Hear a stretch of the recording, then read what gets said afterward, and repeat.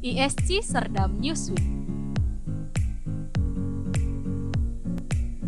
Ibadah ISC Serdam dengan kehadiran di gereja akan segera dimulai pada hari Minggu tanggal 2 Agustus tahun 2020 pukul 9.00 sampai dengan 10.00 waktu Indonesia Barat.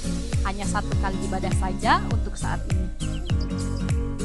Berikut adalah ketentuan untuk mengikuti ibadah tatap muka. 1. Tidak dalam keadaan sakit, demam, flu, dan batuk. 2. Berusia di atas 15 tahun dan di bawah 60 tahun.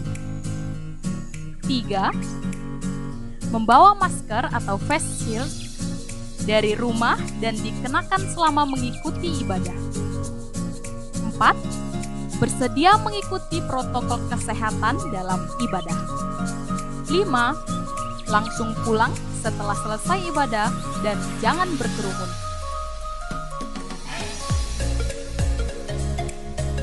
Berhubung dengan protokol kesehatan yang sudah ditetapkan dalam ibadah gereja, maka batas maksimal jumlah jemaat yang bisa mengikuti adalah 20 orang.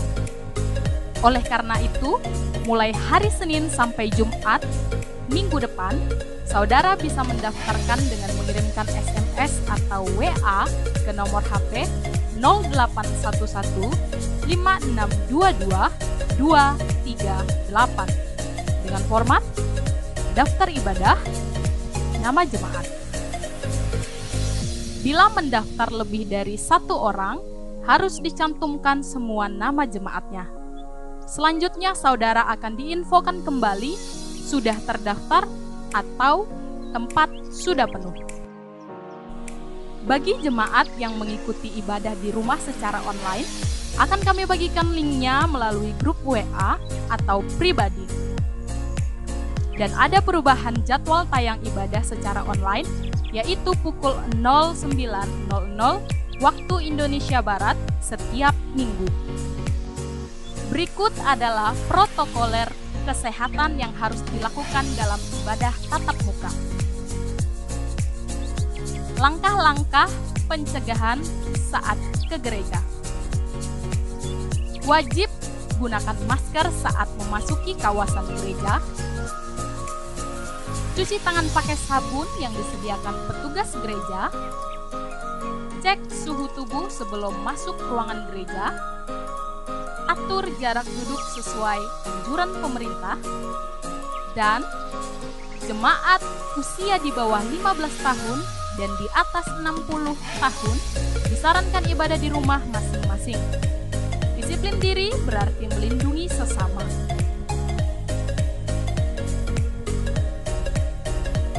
Semua ibadah tengah minggu dengan berkumpul di suatu tempat untuk sementara waktu ditiadakan dan dihimbau tetap mengikuti aturan pemerintah untuk menjaga physical distancing. Yohanes 14 ayat 27 berkata, "Damai sejahtera kutinggalkan bagimu, damai sejahteraku kuberikan kepadamu, dan apa yang kuberikan tidak seperti yang diberikan oleh dunia kepadamu. Janganlah gelisah dan gentar hatimu." Dalam masa new normal ini, tetaplah menjaga kesehatan dan mengikuti protokol perlindungan kesehatan diri yang sudah dianjurkan pemerintah bila keluar rumah. Jangan lupa, tetap jaga persekutuan kita dengan Tuhan. Untuk kegiatan komsel atau DC, dapat dilakukan melalui aplikasi online seperti Zoom atau Google Meeting, sesuai dengan kesepakatan dengan komsel atau DC saudara.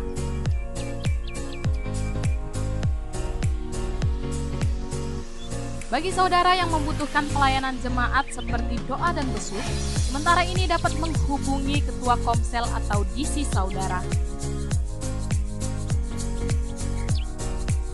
Bagi saudara yang beribadah secara online, persembahan dapat ditransferkan ke rekening berikut.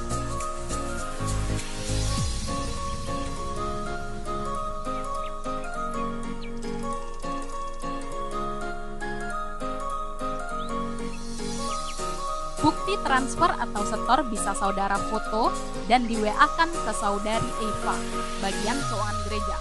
nomor HP 0812 570 5810 dengan diberi keterangan dari jemaat ISC Serdang.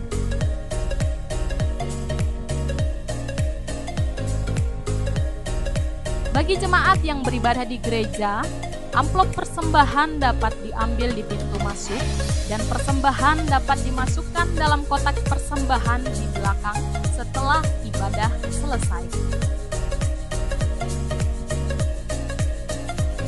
Selamat hari Minggu, terima kasih atas perhatiannya. Salam damai sejahtera, Tuhan Yesus memberkati. Nama Tuhan, shalom saudaraku yang terkasih di dalam nama Tuhan Yesus Kristus. Bagaimana kabarnya saudara pada hari ini? Saya ingin dan percaya kita dalam keadaan sukacita, amin. Yes, haleluya. Bersyukur kepada Tuhan pada hari ini kita bisa bertemu kembali walaupun masih secara online. Tapi saya yakin dan percaya sukacita saya dan saudara sangat penuh, amin. Haleluya. Yang siap menerima anggur baru dari Tuhan, mari saya undang untuk bangkit berdiri. Haleluya.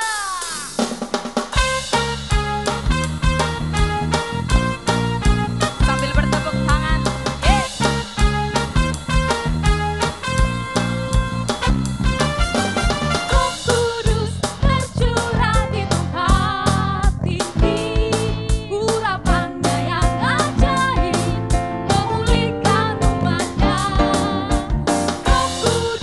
Tercurah bagi gerejanya.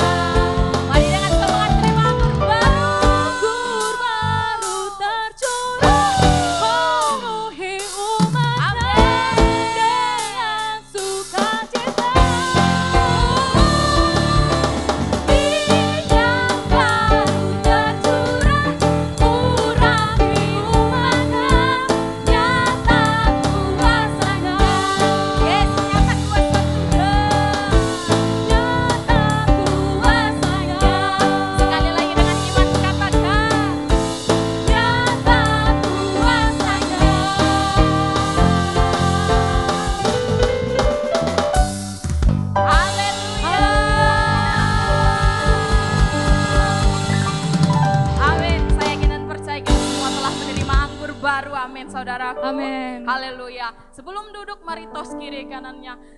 Katakan, terima kasih Tuhan, aku telah menerima anggur barumu. Haleluya. Yes. Mari saudara, sekarang kita mau siapkan hati kita. Kita mau datang di hadapan Tuhan. Mari kita berdoa. Bapa, terima kasih untuk kasih-Mu yang selalu mengalir ya Bapa. Untuk kasih-Mu yang tak pernah kami pikirkan selalu Engkau hadirkan dalam hidup kami ya Bapa. Firman-Mu berkata ketika kami boleh menyerahkan hidup kami, maka Engkau akan bertindak ya Bapa untuk apapun itu. Terima kasih Tuhan, pada saat ini dengan segala kelemahan kami datang di hadapan-Mu ya Bapa. Kami membawa hati kami ya Tuhan. Kami mau serahkan sepenuhnya hidup kami di hadapan-Mu ya Bapa. Kami datang di altar-Mu ya Tuhan. Ini kami dengan segala kerinduan kami ya Bapa. Bila sekiranya Tuhan Engkau temui setiap kami memiliki hati yang tulus ya Tuhan pada hari ini. Yes, terima kasih Tuhan.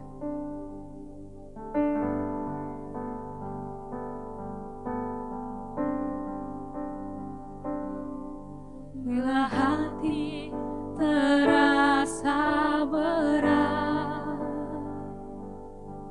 tak seorang pun mengerti bebanku.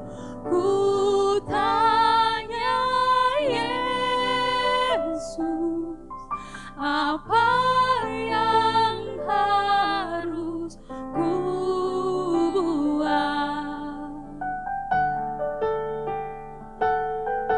Dia berfirman, mari datanglah.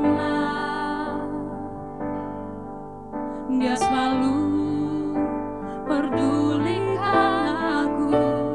Ku datang Yesus, Dia pikul segala bebanku. Sujud di halaman-Nya, ku bawa hidupku. Ku terima anugerah-Nya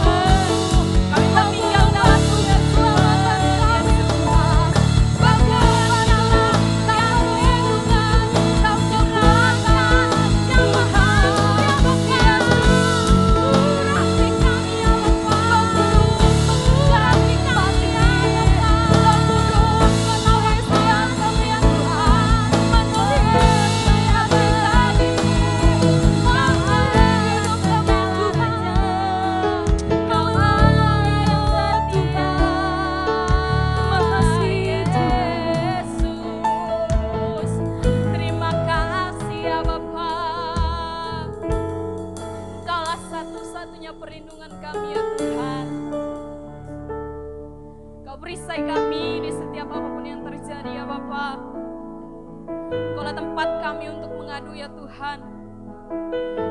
Hanya kepadamu kami berserah ya Tuhan. Lihat kami ya Bapa. Lihat hati kami pada hari ini ya Tuhan.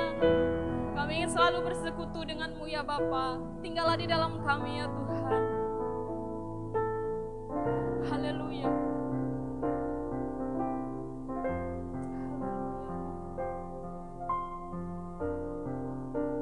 Ku ingin selalu Amin. bersekutu denganmu. Ini kerinduan kami ya Tuhan. Menikmati hadirat-Mu. Ini kerinduan kami ya Tuhan. Biarkan Roh-Mu tinggal dalam hidupku. Sungguh indah bersamamu. Ku ingin selalu bersekutu denganmu. Menikmati hadirat-Mu. Biarkan Roh-Mu tinggal dalam hidupku.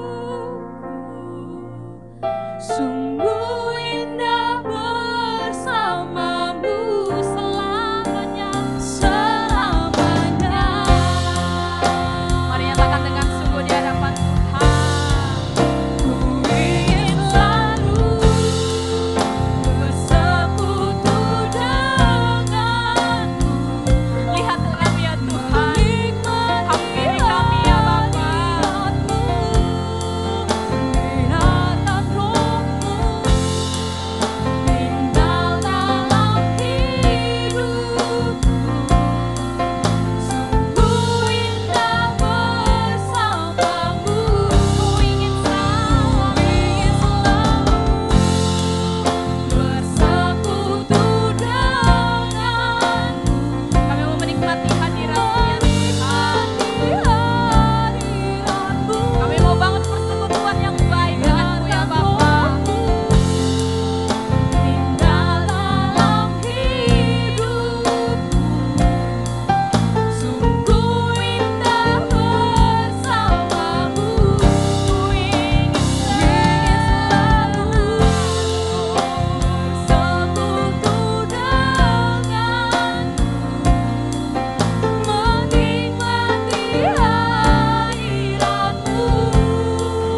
Biarkan Roh-Mu, amin, tinggal dalam hidupku.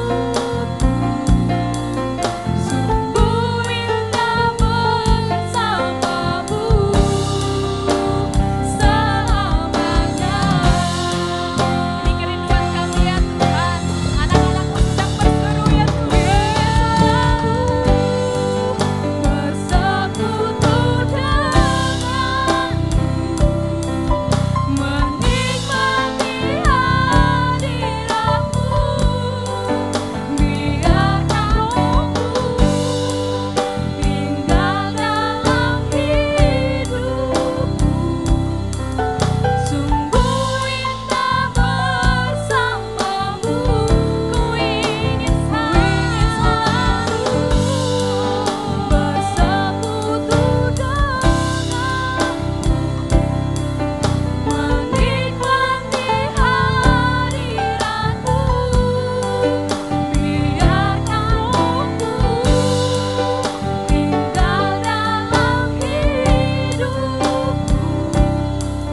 Sungguh indah bersamamu. Sungguh indah. Sungguh indah bersamamu. Sungguh indah. Sungguh indah bersamamu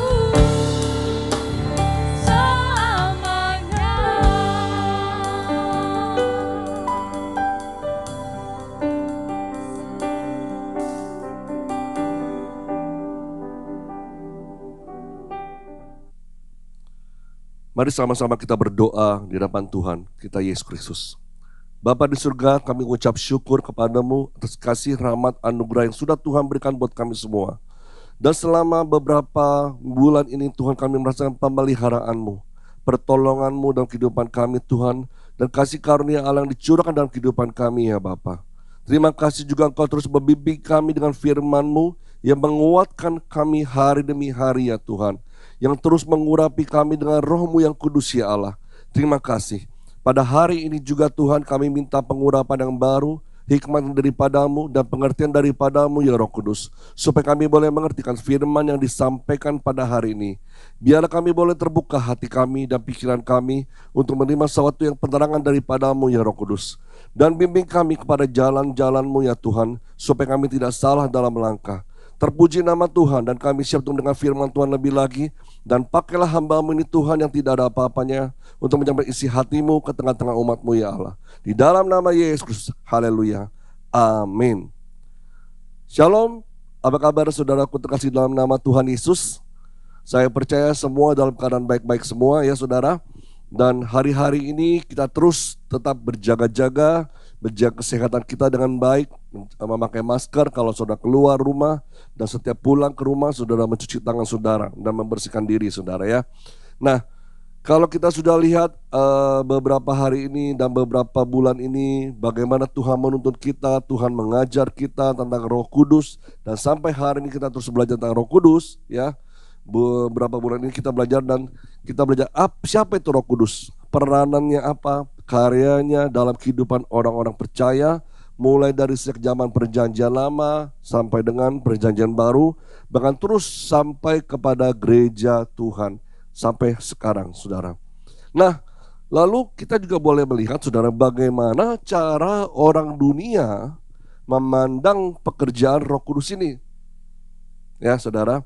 Di Yohanes 14 ayat 16 sampai dengan 17 dikatakan, Aku akan minta kepada Bapa, dan Ia akan memberikan kepadamu seorang penolong yang lain, supaya Ia menyertai kamu selama-lamanya, yaitu Roh kebenaran.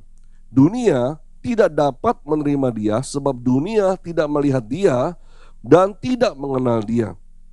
Tetapi kamu mengenal Dia, sebab Ia menyertai kamu dan akan diam di dalam kamu. Nah, kalau kita sudah baca ayat ini berulang-ulang selama berapa bulan ini saudara ya. Nah, di sini ayat ini jelas di ayat 17 dikatakan bahwa dunia tidak menerima Roh Kudus. Karena apa? Karena dunia tidak melihat dan mengenal Roh Kudus.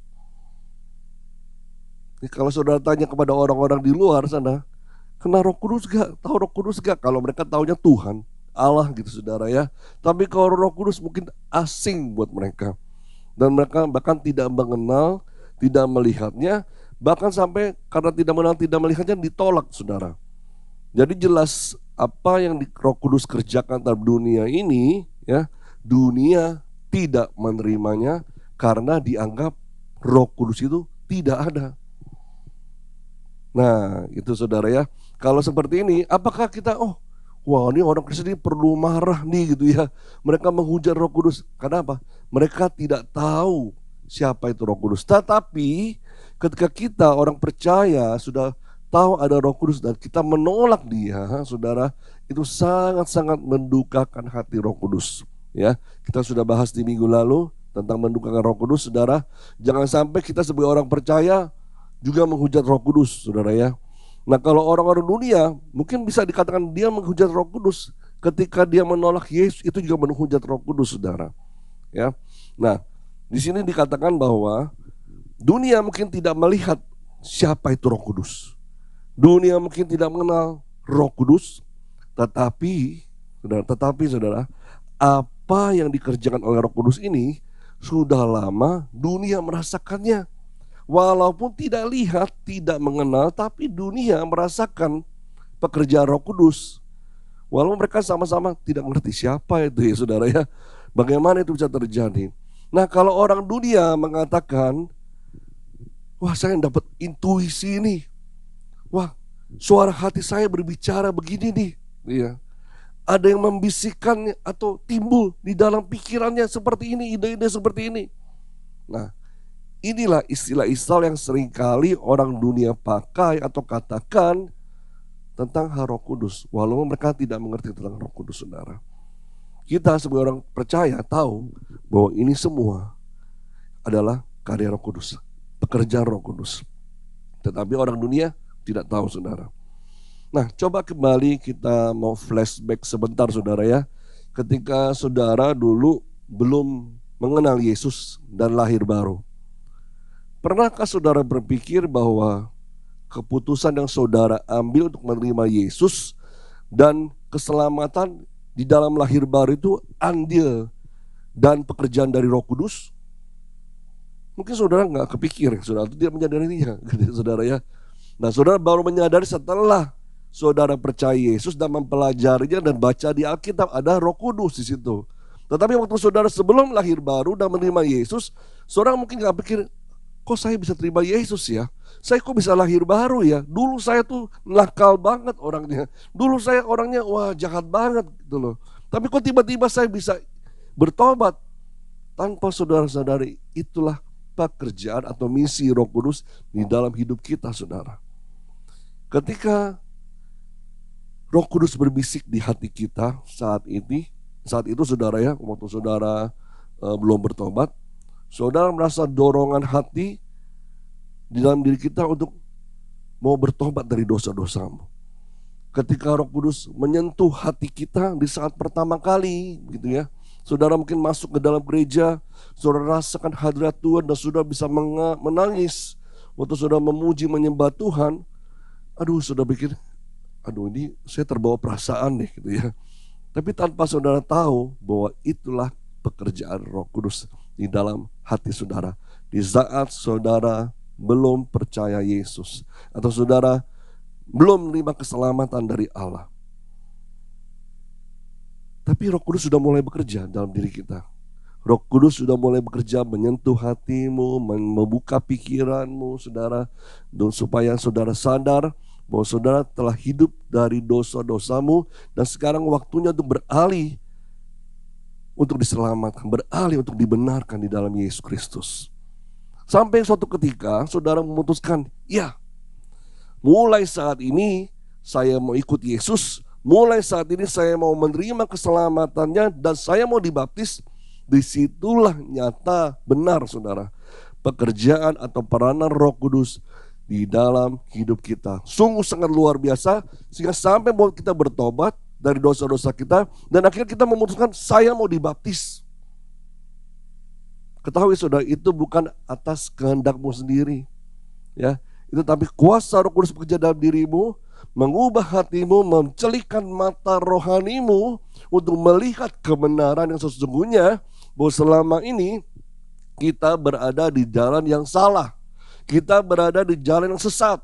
Tetapi Roh Kudus bekerja di diri kita dan membawa kita masuk kepada keselamatan dari Allah. Itulah sekelumit cerita misi Roh Kudus di dalam dunia yang pernah saya alami sendiri, saudara juga pernah alami, saudara ya. Nah, sekarang kita coba lebih lanjut melihat apa misi Roh Kudus dalam dunia ini terhadap orang-orang yang tidak percaya. Yang pertama, Roh Kudus menahan kedurhakaan. Itu misi Roh Kudus yang pertama. Kita buka sama-sama firman Tuhan di 2 Tesalonika 2 ayat 3 sampai dengan ayat ke-8, saudara. Agak panjang, saudara, tapi gak apa-apa kita baca bersama-sama ya, saudara. Lalu dikatakan seperti ini, janganlah kamu memberi dirimu disesatkan orang dengan cara bagaimanapun juga. Sebab sebelum hari itu haruslah datang dahulu murtad dan haruslah dinyatakan dahulu manusia durhaka yang harus binasa, yaitu lawan yang meninggikan diri di atas segala yang disebut atau yang disembah sebagai Allah. Bahkan ia duduk di bait Allah dan mau menyatakan diri sebagai Allah. Tidakkah kamu ingat bahwa hal itu telah kerap kali kukatakan kepadamu ketika aku masih bersama-sama dengan kamu? Dan sekarang kamu tahu apa yang menahan dia sehingga ia baru menyatakan diri pada waktu yang telah ditentukan baginya. Karena secara rahasia kedurhakaan telah mulai bekerja, Tetapi sekarang masih ada yang menahan. Kalau yang menahannya itu telah disingkirkan, pada waktu itulah si pendurhaka baru akan menyatakan dirinya. Tetapi Tuhan Yesus akan membunuhnya dengan nafas mulutnya dan akan memusnahkannya kalau ia datang kembali. Nah, hal pertama yang Roh Kudus lakukan terhadap dunia ini adalah menahan kedurhakaan. Kalau kita tadi lihat di sini banyak sekali konteks firman Tuhan tentang ayat ini berbicara tentang si pendurhaka, ya, atau manusia durhaka ini ditafsirkan oleh banyak orang adalah si antikris, saudara. Ya, siapa antikris itu? Kita masih belum tahu siapa orangnya, saudara, ya. Atau apakah dia dalam bentuk orang kah, sujud pribadi seseorang, atau lembaga, atau sistem, atau apa, saudara, kita masih belum tahu secara jelas. Tapi jelas dalam firman Tuhan dikatakan, ya, pada saat si pendurhaka ini muncul gitu ya, ini semua bisa kacau, saudara, ya. Bahkan pekerjaannya saat ini sudah mulai kelihatan, mulai dirasakan. Tapi bersyukurnya belum terlalu merajalela kemana-mana, saudara. Masih ada yang menahannya. Ada banyak tafsiran, ya, atau beberapa penafsir yang mengatakan yang menahannya ini adalah gereja Tuhan. Ya, betul juga, saudara. Bisa begitu juga, ya, saudara. Karena kadang-kadang kalau gereja sudah nggak ada lagi di muka bumi ini, sudah disingkirkan gitu ya, maka si pendurhaka ini atau si antikris ini akan lebih luasa lagi bekerja, mempengaruhi dunia dengan kejahatannya, dengan kedurhakaannya, saudara. Itu ada penafsir yang mengatakan gereja, saudara. Tapi beberapa penafsir lain mengatakan bahwa yang menahannya itu adalah Roh Kudus. Kenapa? Karena hanya Roh Kudus saja yang punya kuasa supranatural yang mampu menahan pekerjaan iblis yang supranatural juga, saudara. Jadi kalau kita bilang itu si pendurhaka ini atau antikris ini, saudara, dia punya kuasa yang supranatural. Mungkin orang sampai terperangah atau orang dunia sampai takjub gitu, saudara, dan akhirnya percaya dan mau mengikuti si pendurhaka ini. Tetapi selama ada Roh Kudus yang kuasanya juga lebih hebat, saudara, lebih berkuasa, saudara, ya, mampu mengalihkan perhatian orang terhadap si pendurhaka ini saat ini, saudara. Nah, ini belum waktunya, ya. Karena itu, saudara, banyak penafsir mengatakan yang menahannya itu haruslah Allah sendiri. Dan secara nyata yang dimaksud adalah Roh Kudus. Dan kalau kita lihat sebenarnya di konteks aslinya dalam bahasa Yunani, kata yang menahannya ini merujuk pada sosok pribadi yang satu itu bersifat maskulin, yang tidak lain merujuk pada pribadi Roh Kudus. Itu kalau kita lihat dari konteks asli dalam bahasa Yunaninya, saudara. Nah, kalau yang menahannya ini sudah disingkirkan atau sudah tidak lagi ada di dunia ini, ya, Roh Kudus nanti kalau suatu saat sudah meninggalkan dunia ini, nah ini, saudara, si pendurhaka ini akan semakin merajalela di dalam kejahatannya di muka bumi ini. Karena itu, saudara, saat ini saudara diberi kesempatan waktu-waktu yang ada, ayo bersekutu dengan Tuhan lebih lagi. Ayo ikuti pimpinan Roh Kudus dalam kehidupan kita. Ayo kita banyak intim dengan hadirat Tuhan. Masuk dalam hadirat Tuhan, bertemu muka dengan Dia, saudara. Jangan sampai nanti masih banyak waktu saya, Pak. Kita tidak tahu waktunya kapan, saudara. Ya. Kita bilang masih lama lah, ya. Tapi ternyata waktu itu terus berlanjut, saudara. Berlalu. Mana kepikir dulu kita pikir ada handphone, saudara, ya. Tapi ternyata semenjak saya kecil sampai saya dewasa, tiba-tiba dalam pertengahan umur saya muncullah namanya handphone. Dari handphone yang segede-gede batu bata, saudara, ya, gitu. Sampai sekarang yang imut-imut, yang tipis mulai muncul, saudara. Nah, itu dalam waktu yang sekejap. Belum 1 satu abad sudah terjadi perubahan demi perubahan. Kita tidak tahu ke depannya seperti apa. Karena itu kita harus terus berjaga-jaga, harus terus tekun dalam Tuhan, terus bersekutu dalam Yesus Kristus dan mengikuti pimpinan Roh Kudus dalam kehidupan kita. Nah, sekarang kalau kita lihat kembali kepada si pendurhaka ini, saudara ya, apa sih yang diperbuatnya? Apa sih pekerjaannya gitu saudara, sehingga bisa membuat dunia ini kacau balau saudara ya. Di Matius 24 ayat 10 sampai dengan 12 dikatakan, dan banyak orang akan murtad dan mereka akan saling menyerahkan dan saling membenci. Ya, kemurtadan terjadi, orang saling menyerahkan, wah ini untuk dihukum segala macam kepada si pendurhaka ini. Banyak nabi palsu akan muncul dan menyesatkan banyak orang. Dan karena makin bertambahnya kedurhakaan, maka kasih kebanyakan orang akan menjadi dingin. Inilah pekerjaan si pendurhaka, yaitu kemurtadan, membuat orang saling membenci, menyesatkan banyak orang. Penyesatan muncul di mana-mana melalui nabi-nabi palsu tersebut, dan kasih orang sudah semakin dingin. Saya bilang hari ini sudah mulai kelihatan saudara.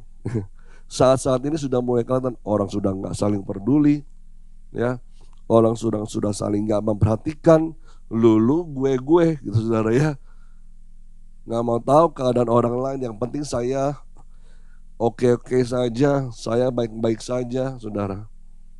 Ya, atau bahkan kita dengan sengaja menjatuhkan orang lain, menjelekkan orang lain, memfitnah dan segala macam saudara. Itu kenapa? Kasih kebanyakan orang sudah semakin dingin. Itu sudah mulai bekerja. Makanya kalau kita tidak mau sampai itu terjadi, mengkontaminasi hati dan pikiran kita, banyaklah kita mendekatkan diri kita kepada hadirat Allah, bukan kepada hadirat dunia. Karena dunia membawa kepada kehancuran dan kebinasaan saudara. Nah, itu kerjaan Roh Kudus yang pertama, dia menahan kedurhakaan. Nah, yang kedua, ya, yang kedua, Roh Kudus menginsafkan dunia akan dosa. Mari sama-sama kita buka firman Tuhan di Yohanes 16 ayat 8 sampai dengan ayat 11. Dan kalau ia datang, ia akan menginsafkan dunia akan dosa, kebenaran dan penghakiman. Akan dosa karena mereka tetap tidak percaya kepadaku. Akan kebenaran karena aku pergi kepada Bapa dan kamu tidak melihat aku lagi. Akan penghakiman karena penguasa dunia ini telah dihukum. Kalau kita lihat di sini kata dunia, dari mengisapkan dunia di ayat 8 tadi saudara ya, ini mengacu kepada orang-orang yang tidak percaya. Sedangkan kata menginsafkan berasal dari kata kerja Yunani elenko, yang diartikan itu menemplak. Menemplak, apa itu menemplak Pak gitu ya. Dalam kamus bahasa Indonesia, kamus besar bahasa Indonesia ya saudara ya, dikatakan kata menemplak ini mempunyai pengertian itu mencerca dengan keras atau menghardik dengan keras. Ada juga artinya lainnya itu menegur dengan keras dan menyatakan kesalahan-kesalahan kita. Itu menemplak saudara. Ya. Nah, tujuan Roh Kudus menemplak dunia adalah apa? Untuk membuktikan kesalahan dunia ini, kesalahannya orang-orang tidak percaya ini. Ya. Ketika tiba-tiba sadar dia, ya. Kenapa selama ini kok gue jadi orang jahat banget ya gitu ya. Tiba-tiba muncul waktu dia merenung, kenapa gue jadi orang ini kok egois banget ya. Nggak peduli sama orang lain. Kenapa ya gue hari-hari ini kok kayaknya sombong banget. Aduh. Nah, itu kerjaannya Roh Kudus saudara, yang menemplak seseorang, yang menginsafkan seseorang, supaya orang itu orang yang tidak percaya ini menyadari bahwa dirinya dalam keadaan dosa, dirinya dalam keadaan yang tidak layak atau jahat di hadapan Tuhan. Dan selanjutnya keputusannya apa yang dia harus ambil saudara. Ketika Roh Kudus menginsafkan atau menemplak seseorang, yang mengingatkan dia kan dosa-dosanya, keputusan orang itulah pilihannya dia. Saya mau berubah. Saya mau tinggalkan perbuatan-perbuatan jahat saya.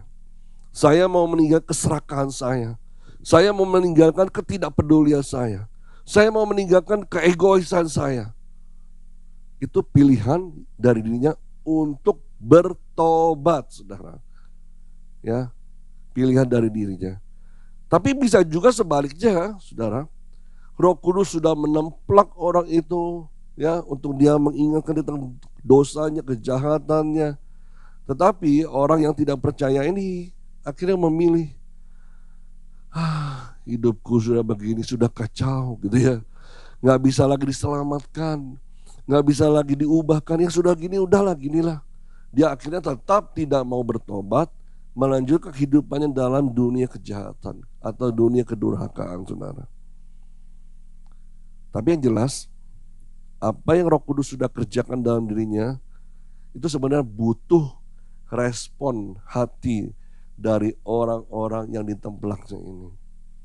Saya, saudara, semua kita yang percaya, termasuk orang-orang yang sudah ditemplak Tuhan dan memilih untuk bertobat. Ya saudara, nah dosa yang paling besar ialah dosa tidak percaya kepada Yesus dan pengorbanannya yang sudah dilakukan di kayu salib untuk manusia.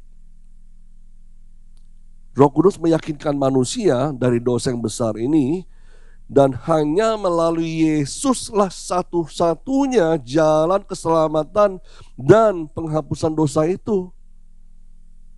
Ketika banyak orang dibawa untuk bertobat, ya saudara, mungkin mau bertobat, tapi waktu pas langkah lagi, ayo terima jalan keselamatan di dalam Yesus Kristus, mulai mikir, saudara. Kenapa? Kuasa si pendurhaka ini juga mulai merajalela di dunia ini supaya orang-orang tidak bertobat. Iblis berusaha mencegah kita, mencegah orang-orang dunia yang untuk percaya kepada Yesus. Pernah saudara alami? Ketika saudara dulu mungkin atau teman saudara atau sahabatmu katanya bilang mau dibaptis, tiba-tiba waktu sudah hadir baptisan nggak muncul saudara. Kenapa ditanya? Wah, ada aja alasan, inilah itulah. Itu kerjanya si iblis, saudara, untuk menghalangi kita menerima Yesus, menghalangi kita untuk dibaptis. Saya pernah mengalaminya, saudara. Ketika saya memutuskan saya mau dibaptis, tiba-tiba pada waktu sudah mau mulai dibaptis, saudara, pada hari itu saya mikir-mikir, banyak lagi tantangan yang ada, saudara, halangan orang tua lah segala macam. Tapi kemudian pikir, nggak usah ya, gitu ya, nggak usah dibaptis ya. Tapi ternyata tekad saya lebih kuat, saudara. Ya, walaupun mungkin orang tua mengancam segala macam, tapi tekad saya kuat. Ya udah, saya pergi dibaptis aja. Ya, akhirnya saya dibaptis, diselamatkan. Karena itu pilihan kita, respon kita. Nah, jadi satu-satunya ini ya, Yesus, keselamatan buat kita semua itu diperkenalkan oleh Roh Kudus kepada kita. Orang-orang dunia ini, dulu kita orang dunia, saudara, tapi sekarang kita adalah anak-anak kerajaan Allah. Ada saksian, saudara, saya pernah alami sendiri. Waktu saya di pelayanan di Belanda, saudara, itu ada satu jemaat bercerita seperti ini sebelum dia kenal Tuhan Yesus, saudara. Karena di Belanda itu, ya, perjudian dilegalkan, ya, disahkan.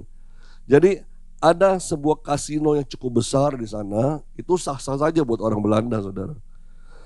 Dan orang Indonesia ini yang tinggal di sana seringkali pergi ke kasino itu. Pergi ke kasino itu untuk berjudi. Tapi seiring dia mau pergi ke sana, ya, setiap dia masuk ke kasino itu dan mulai berjudi, saudara, di telinganya itu, atau dia bilang seperti itu, di telinganya itu atau di pikiran atau di hatinya, saya nggak tahu, saudara, itu terngiang-ngiang lagu rohani, saudara. Terngiang-ngiang lagu rohani, akhirnya apa, saudara? Dia nggak jadi berjudi, dia keluar dari tempat kasino itu, baru lagunya berhenti, saudara, di kupingnya dia. Tapi ketika dia mau masuk, terngiang-ngiang lagi, terngiang-ngiang, seperti diingatkan, saudara, diingatkan oleh Roh Kudus.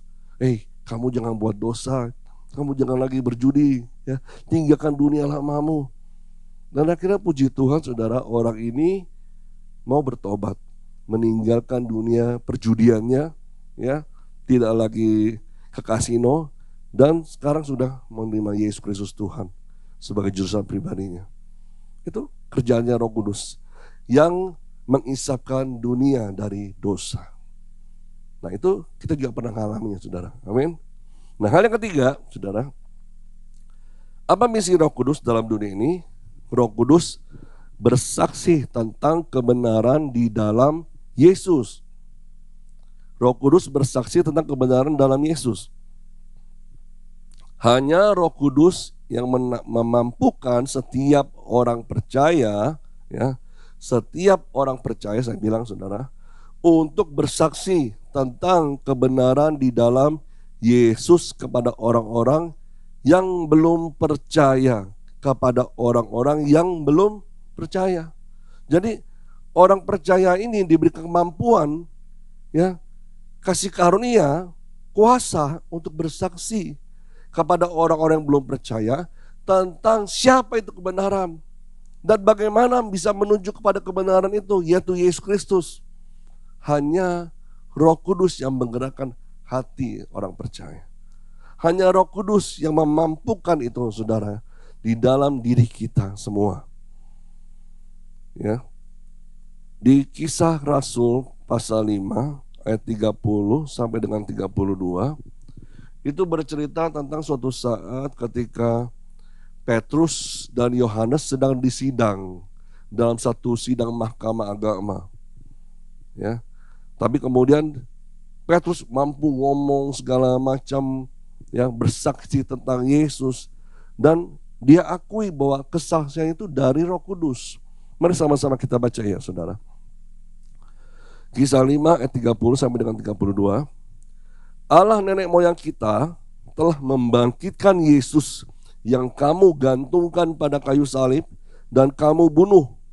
Dialah yang telah ditinggikan oleh Allah sendiri dengan tangan kanannya menjadi pemimpin dan juru selamat, supaya Israel dapat bertobat dan menerima pengampunan dosa. Dan kami adalah saksi dari segala sesuatu itu.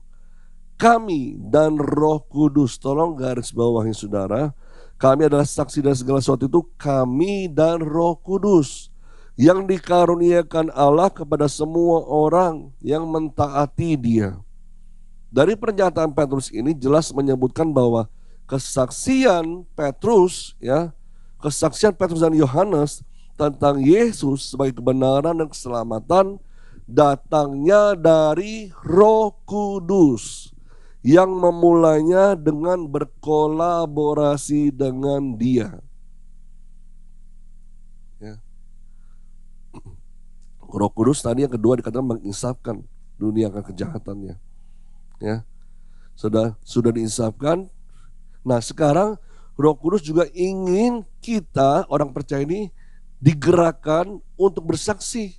Dan Roh Kudus yang beri kemampuan itu kepada kita untuk menyampaikan berita tentang Allah, berita tentang Yesus, berita tentang kebenaran kepada orang-orang yang belum percaya. Nah tadi perlu namanya kolaborasi, apalah sinergi atau sama-sama kerjasama ya antara manusia dengan Roh Kudus saudara untuk menyampaikan kebenaran itu. Nah Roh Kudus ini yang membuat Rasul Petrus, Yohanes dan rasul-rasul lainnya berani bersaksi kepada dunia tentang keselamatan di dalam Yesus. Ketika Filipus dalam perjalanannya yang ke suatu tempat saudara ya, tidak sengaja dia berpapasan dengan seorang sida-sida dari Ethiopia yang sedang dalam perjalanan menuju ke Yerusalem untuk beribadah. Nah, ketika Filipus lagi jalan ini, dia berpapasan itu, sampingnya tiba-tiba ada kereta yang mengangkut seorang sida-sida tersebut. Nah, apa yang dikatakan Roh Kudus? Roh Kudus menyuruh Filipus untuk mendekati sida-sida tersebut. Untuk apa deketin doang gitu ya, atau pengen kepo doang, pengen tahu? Bukan saudara.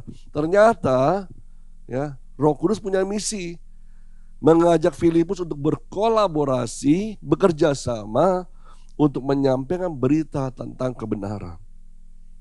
Roh Kudus menyuruh Filipus untuk mendekatinya dan akhirnya Filipus ngeh. Oh, maksudnya itu. Kenapa? Waktu Filipus mendekat dia lihat sida-sidanya itu sedang membaca sebuah kitab dan dia tidak ngerti apa artinya di situ. Ya, mari sama-sama kita baca saudara ya. Kisah 8 ayat 29 sampai dengan 30, lalu kita lanjut ke ayat 35-nya.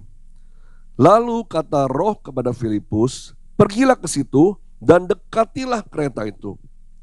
Filipus segera ke situ dan mendengar sida-sida itu sedang membaca kitab Nabi Yesaya.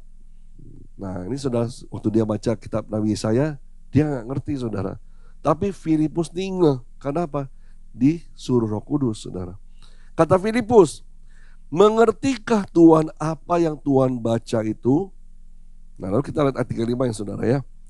Maka mulailah Filipus berbicara dan bertolak dari nas itu, ia memberitakan Injil Yesus kepadanya.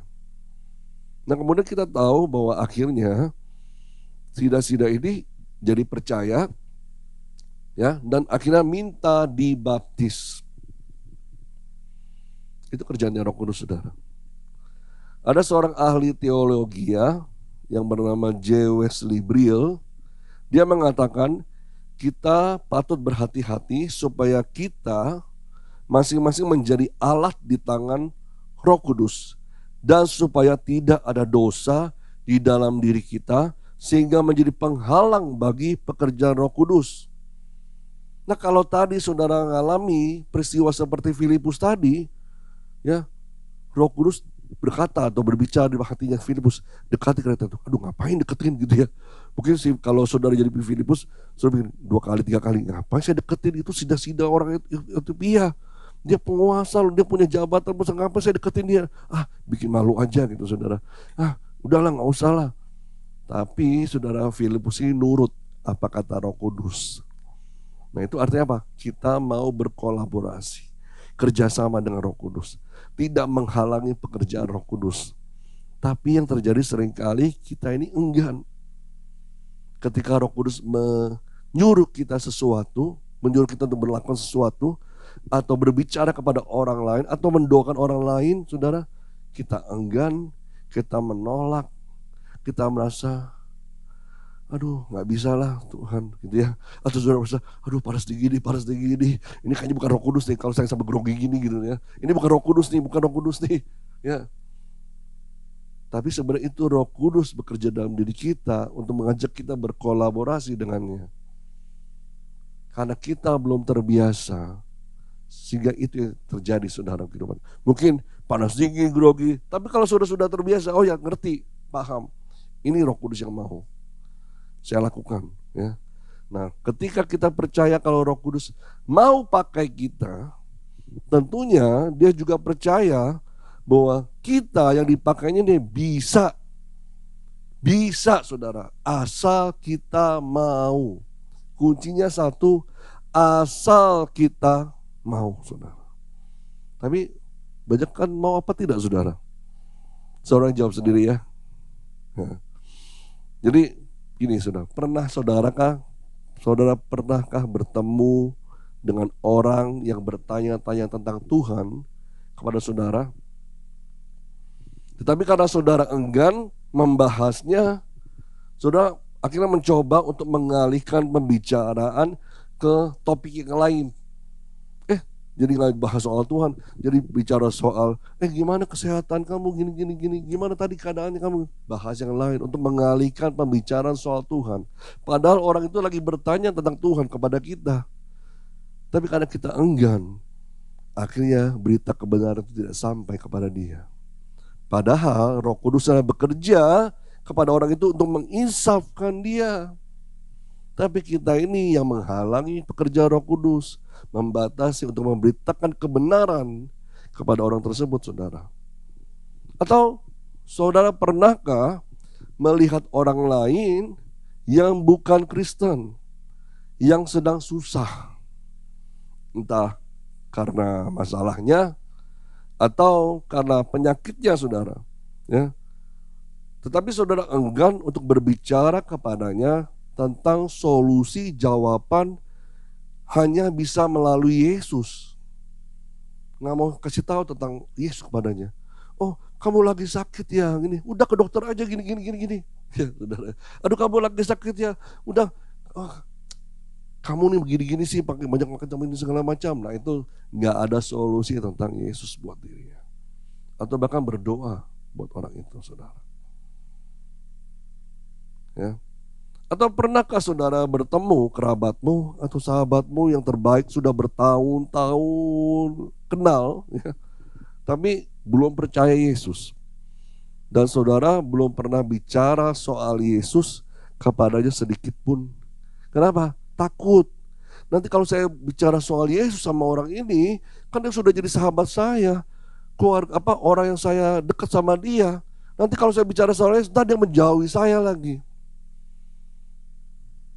Ya. Saudara tidak berani melangkah, tidak berani ambil resiko, saudara. Lebih mengorbankan persahabatanmu daripada untuk membawa orang itu kepada Yesus, untuk membawa orang itu kepada kerajaan Allah. Saudara lebih rela orang itu binasa, mati dalam kebinasaannya dan masuk dalam kematian kekal tanpa saudara sadari. Padahal kita bersahabat dengan orang, segala macam situasi, keadaan dipertemukan dengan orang-orang, gak ada yang kebetulan, saudara. Semuanya atas kehendak Allah. Semuanya ada rencana Tuhan. Roh Kudus sedang bergerak, tapi kita membatasinya. Roh Kudus sedang menjamah orang itu, tetapi kita menghalanginya. Mari sama-sama saat ini kita coba introspeksi diri kita, supaya kita ini menjadi alatnya Tuhan dimanapun kita berada untuk memberitakan tentang Yesus. Kita hari-hari sama-sama berdoa, saudara, ya. Biarlah walaupun masalah virus corona ini belum berakhir, ya, tapi kita percaya biarlah misi Roh Kudus ke dalam dunia ini semakin nyata sehingga banyak pertobatan terjadi di mana-mana. Lewat penyakit ini, ya, mungkin banyak orang semakin mendekatkan dirinya kepada Tuhan dan mencari Yesus, mencari kebenaran, mencari kesembuhan di dalam Yesus. Dan orang-orang ini diselamatkan, menerima Yesus sebagai juru selamatnya. Orang-orang selama ini belum percaya, ya, disadarkan dari dosa-dosanya dan mau berbalik kepada kebenaran, yaitu Yesus Kristus. Amin, saudara. Kita akhiri hari ini dan kita akan sama-sama menaikkan satu pujian di hadapan Tuhan.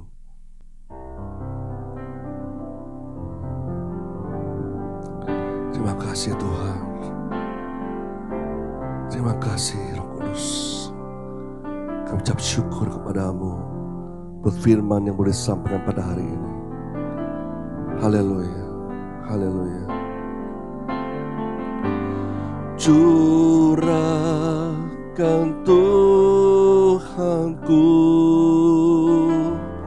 hujan roh-Mu, basahilah sekarang tanah gersang. Telah lama ku nanti, berikan kini, lalu ku bersujud menyembah-Mu. Curahkan Tuhanku hujan roh-Mu, basahilah sekarang tanah gersang. Telah lama ku nanti,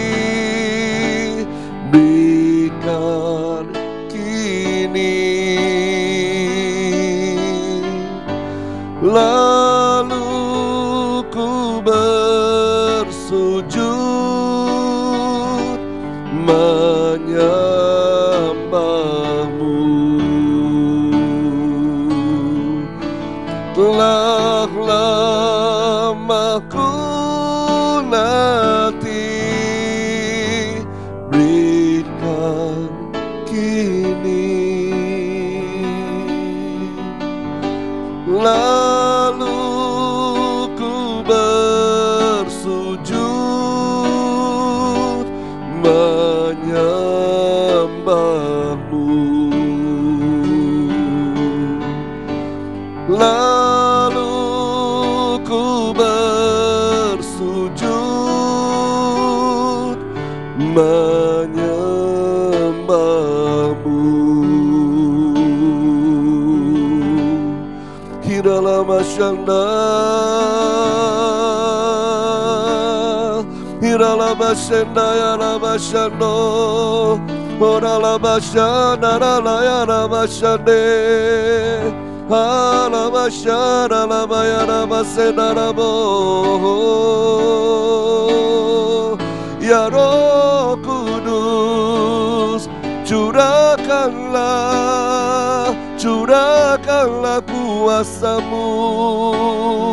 Oh Roh Kudus, berikanlah kuasa pertobatan kepada jiwa-jiwa yang belum percaya, kepada orang-orang yang belum percaya. Oh Tuhan, selamatkan Tuhan. Kami rindukan lawatan-Mu, kami rindukan jamahan-Mu, Roh Kudus,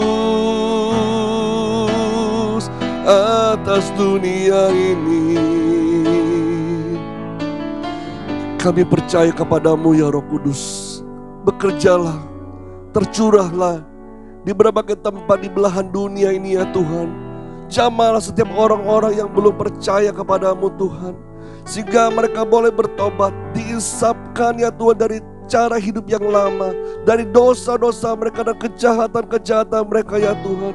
Kami rindukan belas kasihan-Mu dicurahkan ya Tuhan, bahkan atas kota ini, atas Kalimantan Barat ini, atas Indonesia, dengan seluruh dunia ini Tuhan. Kami percaya bahwa wabah yang sekarang sedang melanda seluruh dunia tidak ada kebetulan ya Tuhan, tapi memang Tuhan melalui semuanya ini Tuhan, kejadian yang ada membawa orang-orang untuk bertobat, membawa orang-orang untuk percaya kepadamu Tuhan, menerima Yesus Kristus sebagai juru selamat pribadi mereka. Terima kasih Roh Kudus. Kami berdoa ya Tuhan, biarlah kuasa pertobatan itu mengalir kepada setiap orang ya Tuhan. Dan kami berdoa ya Bapa, biarlah belas kasihan dicurahkan, bahkan setiap orang-orang yang kami kenal yang belum percaya kepadamu Yesus Kristus, juga mereka boleh diisapkan. Mereka boleh diisapkan. Pakai kami ya Tuhan sebagai alat-Mu untuk bersaksi kepada orang-orang tersebut ya Tuhan, tentang Yesus, tentang kebenaran, tentang keselamatan yang Kau berikan buat kami, biar mereka juga mengalaminya ya Tuhan. Masuk dalam kerajaan Allah, dibenarkan dan diselamatkan ya Tuhan, oleh karena kasih-Mu ya Tuhan. Terima kasih Roh Kudus. Kami ucap syukur kepadamu ya Tuhan. Terpujilah nama-Mu ya Allah. Haleluya, haleluya. Curahkan Tuhanku hujan Roh-Mu, basahilah sekarang tanah gersang. Telah lama ku nanti, berikan kini. Lalu ku bersujud menyembahmu.